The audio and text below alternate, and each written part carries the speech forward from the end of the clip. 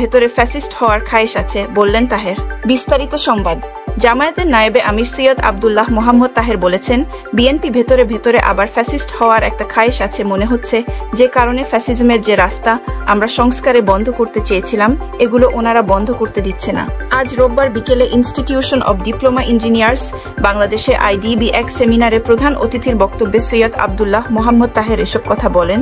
28 October থেকে 5 August ফ্যাসিবাদের কালো থাবা ও আগামীর বাংলাদেশের চ্যালেঞ্জ শীর্ষক এই সেমিনারের আয়োজন করে জামায়াতের ঢাকা মহানগর দক্ষিণ শাখা। সেমিনারে মোহাম্মদ তাহের বলেন, সংস্কার প্রস্তাবে ছিল প্রধানমন্ত্রী ও দলের প্রধান একজন হতে পারবেন না, সেখানে বিএনপি নোট অব ডিসেন্ট দিয়েছে। প্রস্তাবে ছিল কোনো ব্যক্তি একাধারে তার জীবদ্দশায় 10 বছরের বেশি প্রধানমন্ত্রী হতে পারবেন না।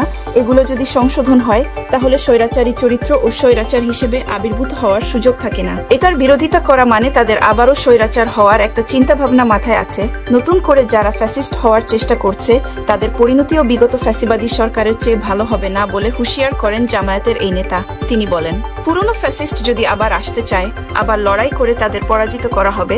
কোনো রাজনৈতিক দলকে খুশি করা অন্তর্বর্তী সরকারের কাজ নয় মন্তব্য করে আব্দুল্লাহ মোহাম্মদ তাহের বলেন, সমঝোতা করে জাতিকে বিভ্রান্ত করার চেষ্টা করলে পুরো প্রক্রিয়া অনিশ্চয়তা ও ধোঁয়াশার মধ্যে পড়বে এবং জাতি অন্ধকারের দিকে চলে যাবে। প্রধান উপদেষ্টার উদ্দেশ্যে জামায়াতের এই নেতা বলেন, কারো চাপে আপনি মাথা নত করবেন না, কারণ চাপে যদি আপনি হেরে যান মহাবিপদ।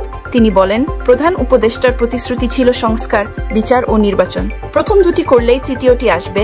আজ রোববার বিকেলে ইনস্টিটিউশন অব ডিপ্লোমা ইঞ্জিনিয়ার্স বাংলাদেশে আইডিবি এক সেমিনারে প্রধান অতিথির বক্তব্যে সৈয়দ আব্দুল্লাহ মোহাম্মদ তাহের এসব কথা বলেন। নতুন করে যারা ফ্যাসিস্ট হওয়ার চেষ্টা করছে তাদের পরিণতিও বিগত ফ্যাসিবাদী সরকারের চেয়ে ভালো হবে না বলে হুঁশিয়ার করেন জামায়াতের এই নেতা। তিনি বলেন, পুরনো ফ্যাসিস্ট যদি আবার আসতে চায়, আবার লড়াই করে তাদের পরাজিত করা হবে।